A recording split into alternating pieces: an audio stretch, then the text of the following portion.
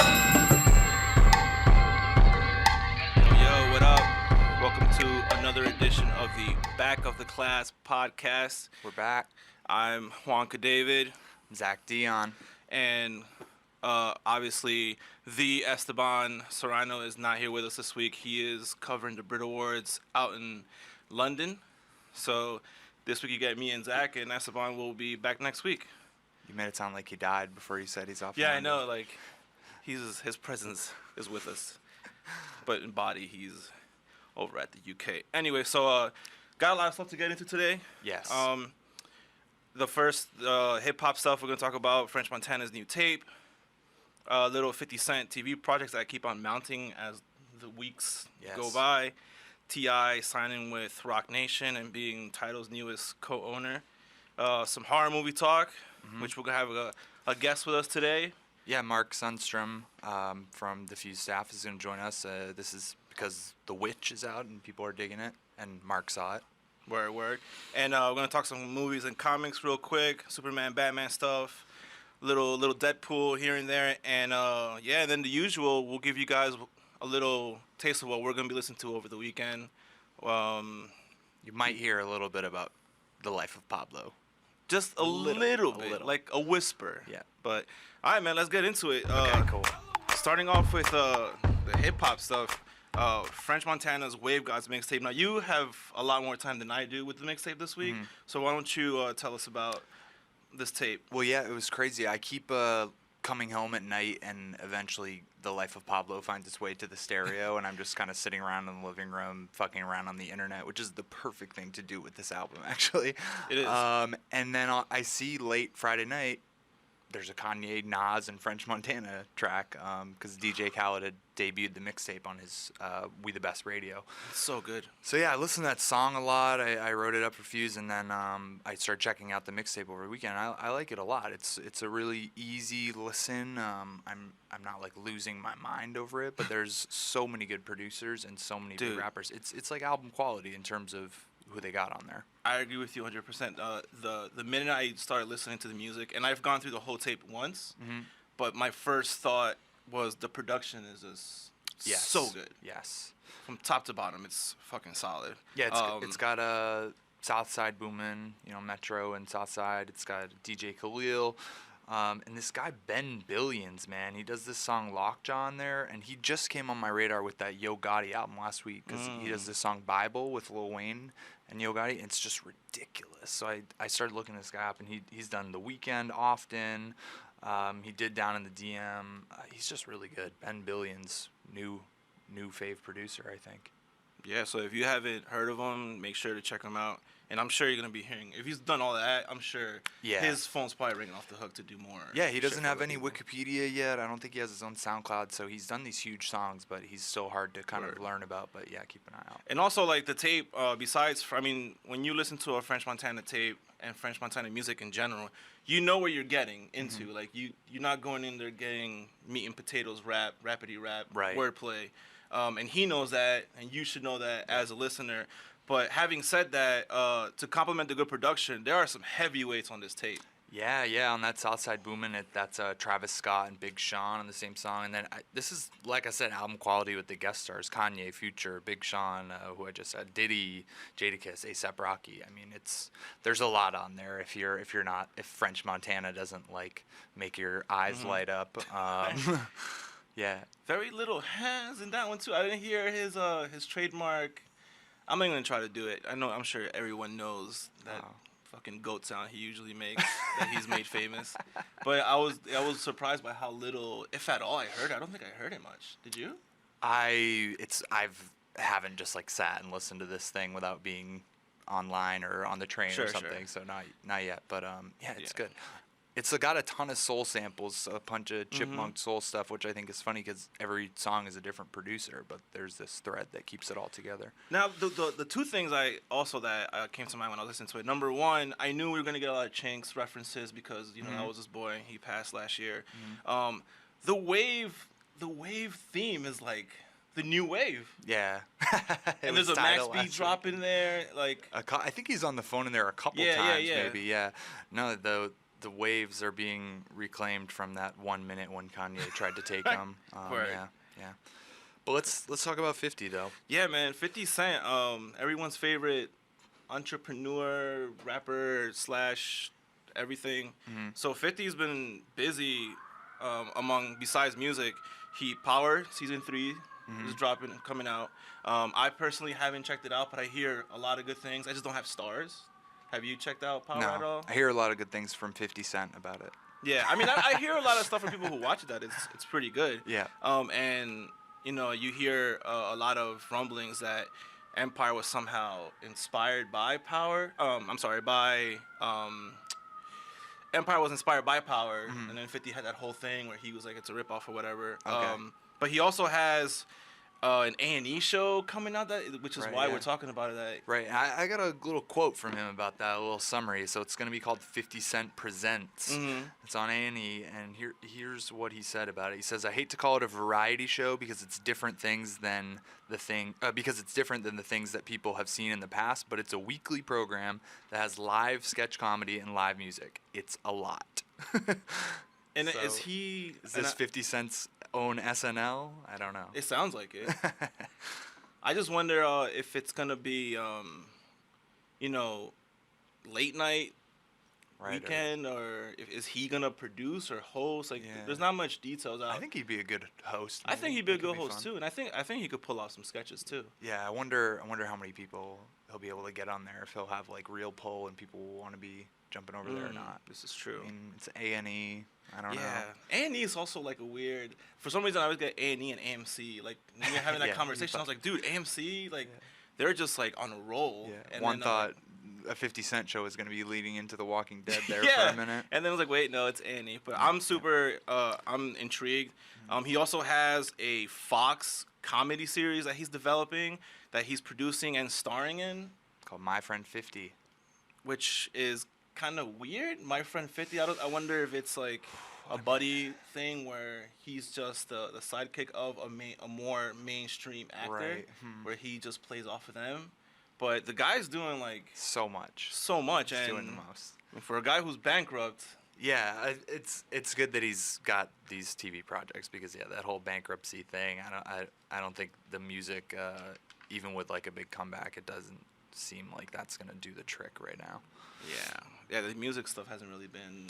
I mean, he did that Canaan tape, but I didn't hear anything. And every time he puts something new, I want to get excited about it because I like 50. Like I've interviewed him a couple times, and he's like the nicest dude, down to earth, always super respectful, and I try to get excited for it, but then I hear it, and it's not bad, but it's not like that new 50 tape, like, you know what I mean? So hopefully all this stuff works out and we get good TV out of it. Yeah. He was so specific to a certain time that it seems like it'd be really hard to have it. Like, I gotta go listen to 50 rap right now again.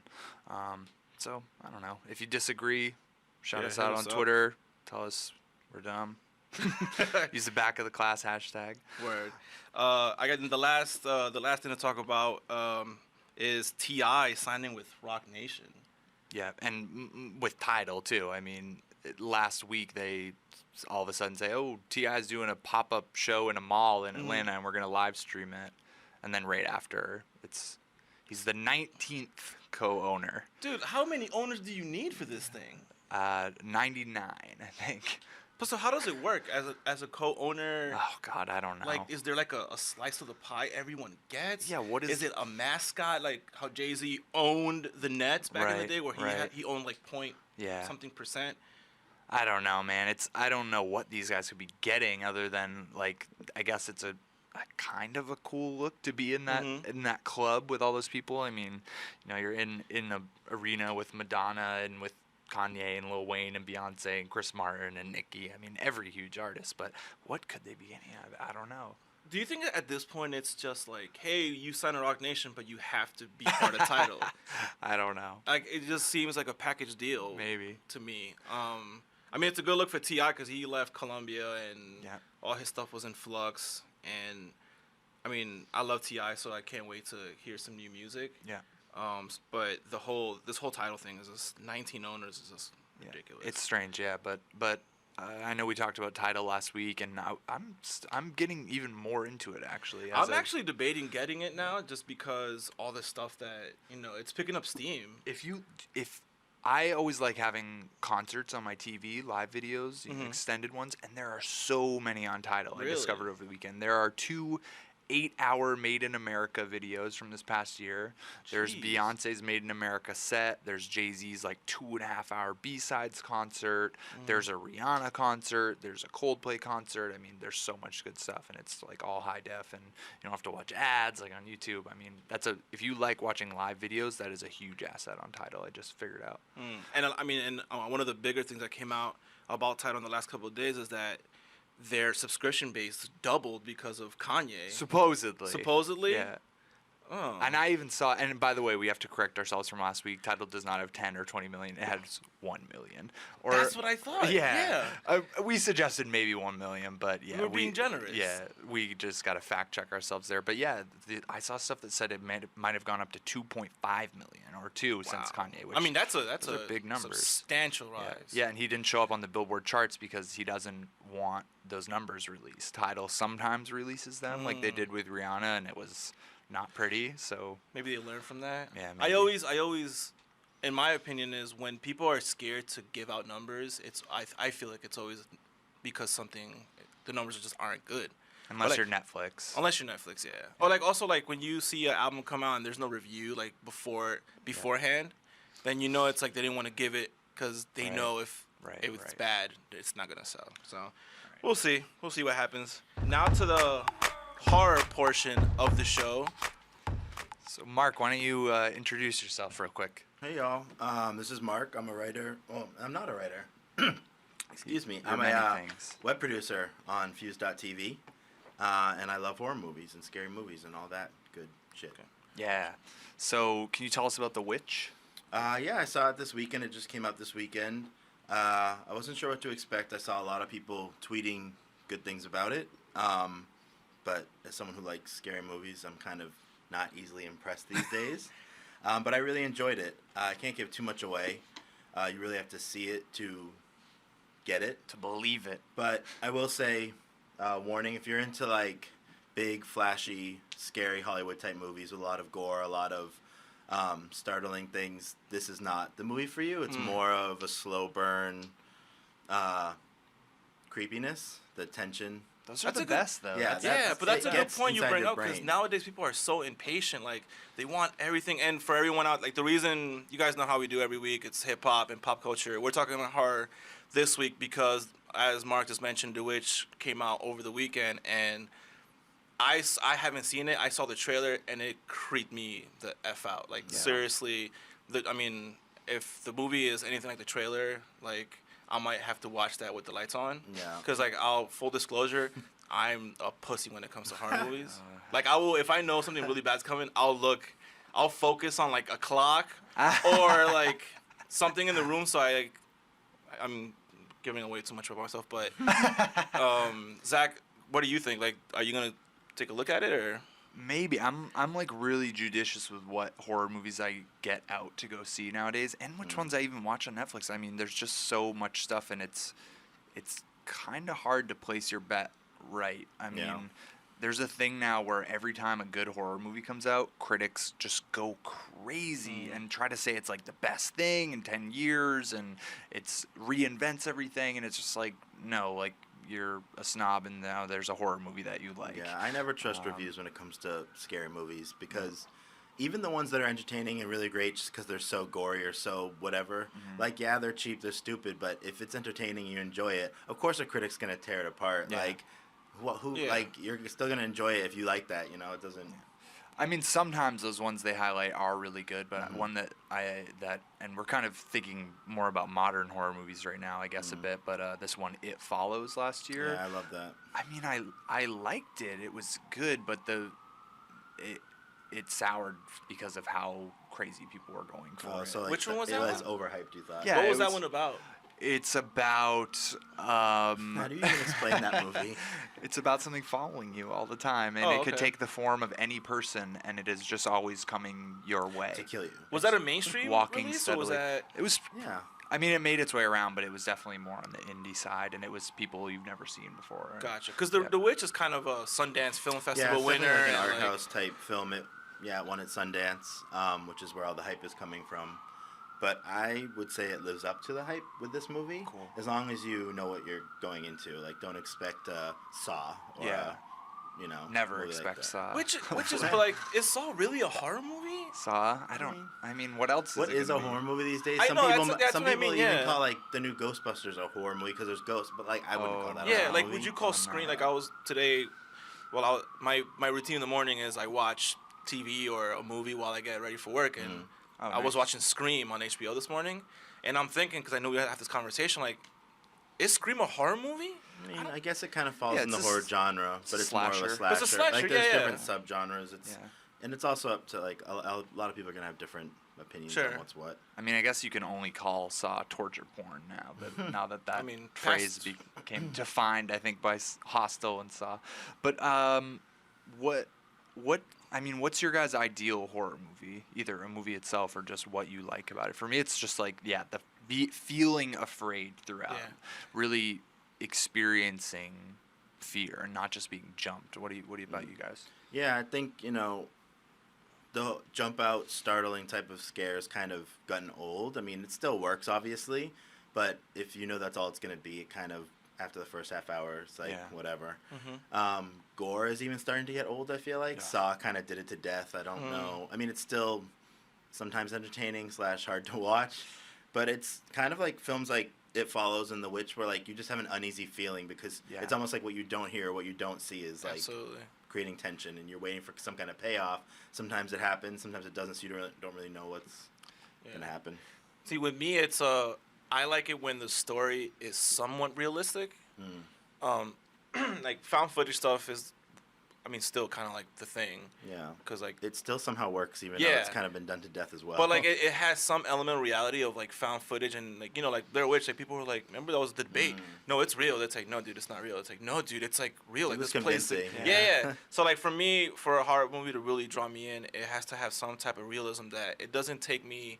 Like if I watch Cloverfield, it's like I know that's not realistic. But if I watch Paranormal Activity, like you said, you can't see it, but it might like it might be people true. Actually Like, believe that shit can happen. exactly. And just like The Witch, like there's so much, Folklore mythology, and, folklore about witches, and like And at the end of The Witch, it actually says that it was based on a bunch of different New England colonial Puritan time folklore tales, and that a lot of the dialogue in the movie was taken directly from those. oh wow. So I don't know how, they stretch the truth, saying it's a Right. true Sure, story and all yeah. that, but it's still interesting. So can you give us like what's the basically like where does it take place, like time period, like Yeah, this it stuff takes without giving place too much away? And I'm assuming 1600s, like colonial time, Massachusetts.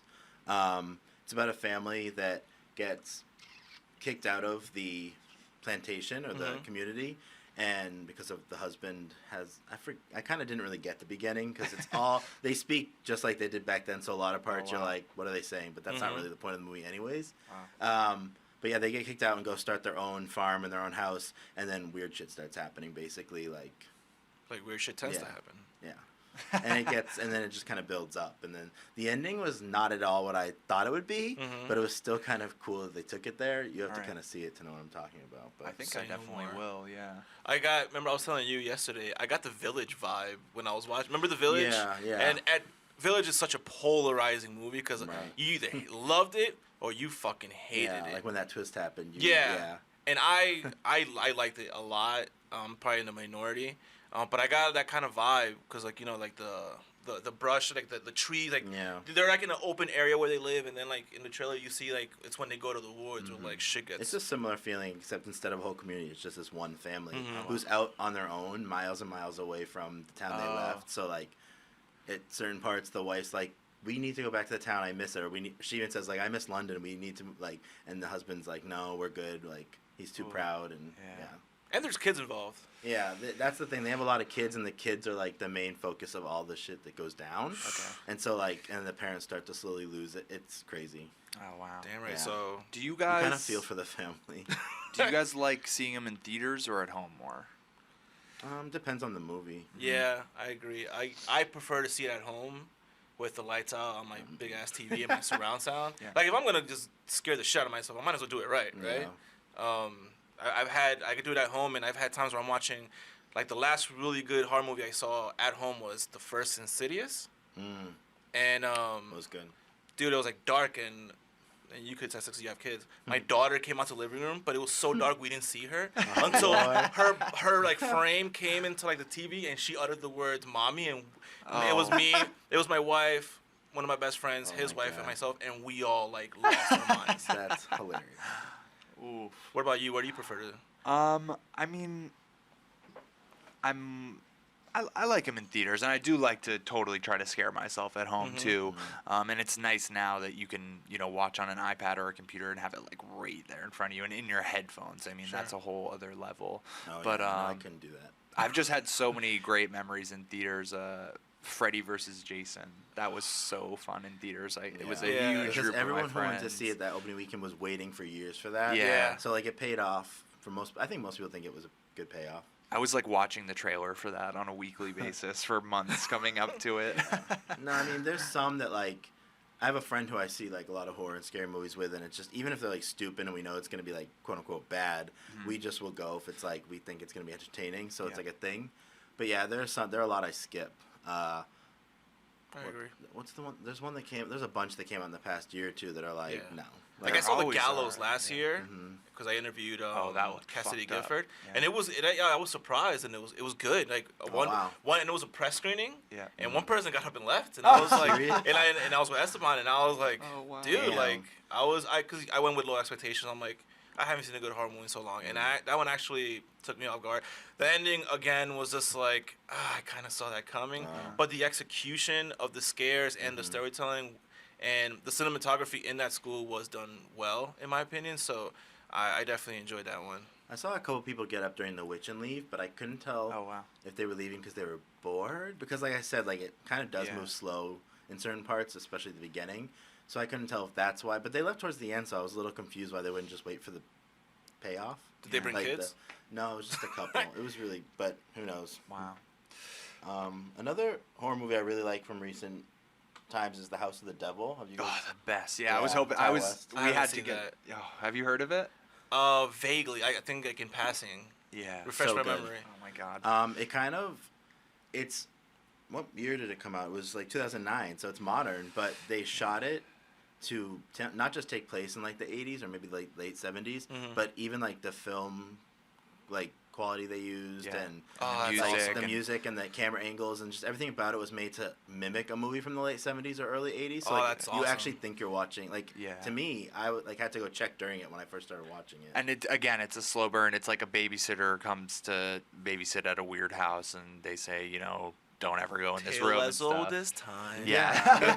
But that's the thing. Like, you think you know exactly what it's gonna be, but the it's way like it so goes much by the end, more screwed up. Like if you like horror movies at all, you have to watch House. Dude, of the Devil. 70s horror movies are like Last House on the Left and like Texas Chainsaw. Like those hold up. Oh yeah, Like Texas to this day, Chainsaw. like those hold up. So Yeah. if you're gonna rip off anything or just like reimagine it, that's the way to go. this was like a perfect. It was like a mix of the old and then like a new kind of build up of tension. Did you watch? I really want to keep up with that guy Ty West, all his movies, the House of the Devil guy. But I didn't see the next one, The Innkeepers. But I did watch this one, the Sacrament. Yeah, did you watch that? I've seen all of them because I'm a weirdo. Is The and once I find Innkeepers? something I know that's good. Oh yeah, no. The Innkeepers was not bad. It was definitely not as good as House Okay. of the Devil. But the Like, Sacrament, it was like a fun thing to watch, but it wasn't that scary to me. The Sacrament, The Sacrament was such so a weird screwed movie up. though. So out of do you all know about it? those, I've heard it. I don't like I said, I'm a pussy when Well, it if comes to people that don't shit. know, it's like Proceed with caution. it's like a fake Vice documentary about like a Jonestown kind of colony community, either in like Cult, South whatever. America or maybe somewhere in Africa, and it's got one of those real charismatic leaders, but it's like it will traumatize you. I mean, by Really? the end, yeah. And I'm not saying it's the best movie or the best horror movie even, but yeah, it has a real like traumatizing final 15 minutes. Oh, And they shit. kind of, I don't know, it kind of takes you into that world. Like, Yeah. it's one of those movies where like, you could believe it could happen. Yeah. Big So, time, big time. Okay, cool. Cool. Yeah, man. Thanks, Mark, for Yeah, no your problem. horror Come back soon. input. I think I'm gonna watch The Witch. Okay, You me should too. watch it. I Yeah. mean, yeah. Yeah, I it's think good. I'm gonna go I check it enjoyed out. All right. Cool. Cool. Thanks, man. Yeah. Thank you. Sweet. Have a good one. Now, speaking of movies where people get up and leave, but mainly the segue is because you finally saw Deadpool, and a lot of people who saw Deadpool told me they saw a lot of people get up and leave with their kids. Man, I don't know, because we were ribbing Esteban about seeing it. So, yeah, I saw Deadpool last night, guys. Real hot topic here, super current. I know, right? But we were ribbing Esteban saying, like, oh, my God, we can't believe you're going to bring your son. And then he came in the next day and was like, it was just straight, like, porn. Which it wasn't. I mean, It wasn't. The sex was even kind of tame. It's just... It was. And it was like 30 seconds of sex. It's mostly just the humor, and the sex wasn't even very graphic. Yeah. But it's mostly just the humor and the violence. gore. But, yeah, I can't Yeah. imagine people walking out. Yeah, the reason I bring it up is because this week's latest news, comic book movie news, is that Batman vs Superman, they just announced they're gonna release a rated R version, Yeah. and you have to. It's because of Deadpool's success as a rated R movie. So, and I think it's smart as hell because Yeah, an R-rated Batman and dude, Superman like movie. who doesn't want to see Batman kick ass rated R? Like, Yeah. as an adult, Yeah. oh my god, I can't wait! I'm super excited. What do you think could make it R other than the violence? Maybe the language. Right, just language and violence, yeah. I mean, because in one of the trailers, Batman curses already. He says shit. Yeah. So it could be just more, more cursing, a lot more violence. Hopefully, some more blood. Yeah. So it's getting an R-rated director's cut. Did you see if it's going to be theatrical or not, or just? Well, they on the said it's going to come out DVD? in May. Right. So, and the okay. movie comes out in March, So 2 like months open, after, okay. everywhere. So it might be select They're theaters. going to be getting money off that movie for Yeah, dude. months. And I mean, Deadpool now is the blueprint because now they announced that the next Wolverine movie is gonna be rated R. Right. Wow. Like I feel like almost a lot of people were waiting and see what happened with Deadpool and then go from there. And Deadpool just it's about to right now when we're recording this. I don't think it has broken the rated R record yet, but it's getting very, very close of the highest grossing rated R movie ever. Yeah. Wow. Past the Passion of the Christ. So, I mean, this opens up a whole new because a Punisher rated R movie, you know what I mean? We could go on for days of what superheroes rated R movies would be amazing, but it's gonna be hard to follow Deadpool though, because Deadpool is so specific. They can't make another superhero movie like Deadpool. They I can't. don't think. But I'll tell you what I would have walked out halfway through is the Man of fucking Steel. Oh my god, I hated that movie. dude. I didn't like it either. And I'm a Batman since that's my favorite superhero, DC superhero, but I always liked Superman. But that movie to me, I did not like it. Zack Snyder needs to be chained up and kept away from Hollywood, I think. But I enjoyed Watchmen. Did you like Watchmen? I think Watchmen was the perfect adaptation of the comic, but I don't think that made it a good movie. Sure. I don't know. I saw it in theaters. It was right after I read the book, which is never a good idea. Yeah. Never read the book and go straight to watch the movie. It was fine. I mean, I would watch it again, but 300, I was a younger and more foolish man when I watched it and liked it, but I've watched it since and it's unbearable. Damn, I even Zach's going in. It's bad, man. I could go long on I don't even want to get into it. It's very kind of pro Bush, pro go attack the world sort of thing. It gives you a bad feeling in retrospect. But I even went to see this one Sucker Punch that Zack Snyder did. Oh my god, was, I've seen that. Oh, it was such a mess. You could tell by my reaction when I'm just I've seen that. He peaked with movie 1, which was Dawn of the Dead, the remake. The Dawn of the Dead remake is great. Good. Yeah, it's great. And it still holds up. Yeah. I love that. That's one of my favorite movies of all time. Oh yeah, wow, it's excellent. But since then, man, oh my God, Zack Snyder. I think there's one other bomb that he's made in here that we're forgetting, but it's probably better left forgotten. Hopefully, Batman vs Superman is him redeeming himself for those. I'm pissed that I have to go see it, man. I can't miss a movie with Batman. Even if it's Ben Affleck and it's Ben Affleck is gonna be fine. Yeah. All right. Believe me, I have faith in Batfleck. Yeah. I think he's gonna kill it. Okay. So the only thing I have wrong with that movie is just Jesse Eisenberg, but hopefully he proves everyone wrong because I'm not the only one. So we'll see. Hopefully he proves us all wrong because everyone's just not totally on board with him Right. as. Do you Luthor. think Jared Leto, do you think his Joker's going to be in there? I think it's. I think it's gonna be in there. Yeah. I mean, dude. I mean, after like 4 trailers that are all like 3 minutes long, Yeah. there's not much left that we haven't seen in that Right. movie. So I'm hoping those surprises are like, Yeah. you know, Jared Leto, Yeah. Aquaman, Flash, and some Justice League stuff. So we'll wait and see, man. All right, it's out in a month to the day Yeah. from the time you're listening to this. And so this we'll be back. Monday, pre-tickets go on sale. So if Okay. you're like me and you're a super nerd, you probably already know this. And if you're the casual, but like you're heading towards that hardcore nerd, you know, this Monday you could pre-buy your tickets. So Month there you go. in advance. Yeah, I can't wait to see how it does against Cool. how Star Wars did. Nice, man. All right, so quick Kanye.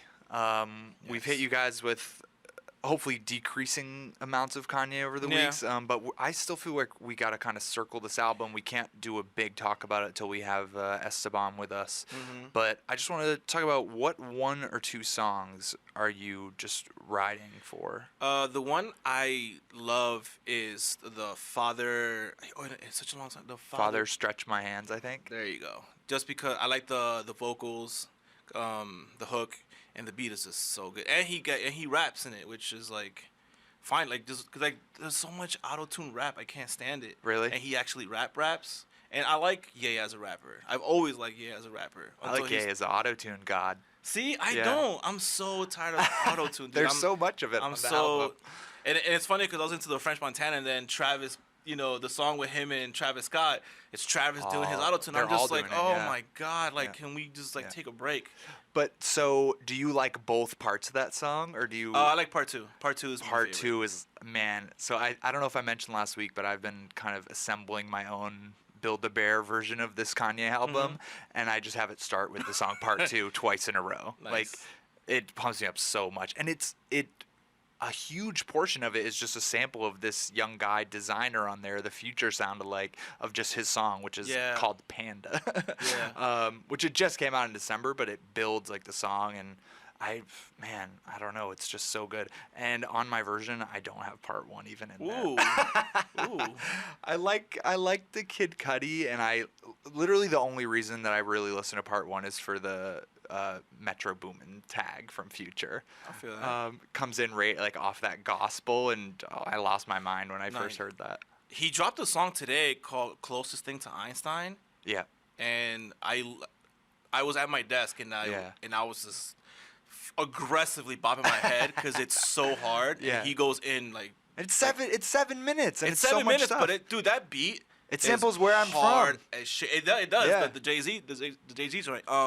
It's so good though. Yeah. And we got to say, this wasn't a studio drop. He like played this out at a show last night, and there's a SoundCloud version of it. And is that gonna be on like the deluxe edition? Like, No person in the world other than Kanye knows what's happening with like this album. that album's not even finished, right? Next. Yeah. Technically. Yeah. Lord. I mean, if you haven't heard it yet, I strongly suggest you check it out.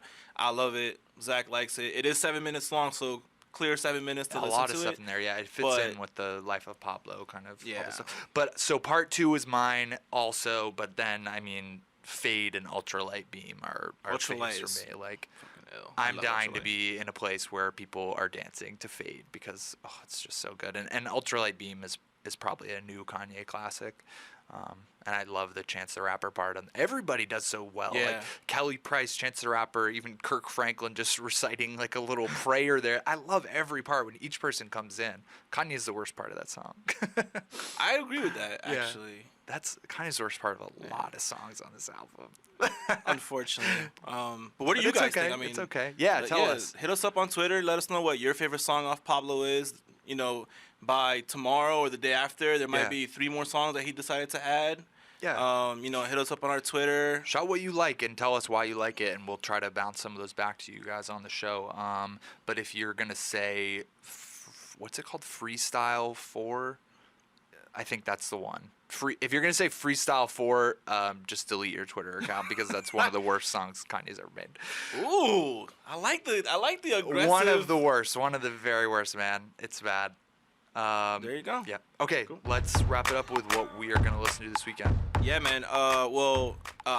I've heard, and again, my nerdism is always, but I just started listening to this dude Mega Ran. He's a rapper who's endorsed by Capcom. If you know Capcom, it makes Street Fighter, and they make a whole other, slew of game franchises. But he's actually endorsed by Capcom, and he raps predominantly to beats that are made from samples of video games. Nice. So I've been like deep into his music. He's working on a new project that's wrestling based. Okay, wow. So he's been dropping like a track a week, and usually it's like sampled of a old school or new school WWE wrestler's theme. This week it was Macho Man's theme. Last week it was Brock Lesnar's theme. Oh my God. So like, and that's like all my shit. Mega Ran? Mega Ran. He's from Philly. He lives in Phoenix, but like right now he's touring. Trying to get him for an interview next time he comes to New York. See what happens. We just connected on Twitter. Mega Ran, we know you're listening. Come in. You got to Definitely, beat Godzilla first, I think. But But yeah, man, he has his own wrestling podcast. So like, dude, like wrestling, video games, hip hop, like, dude, that's like my.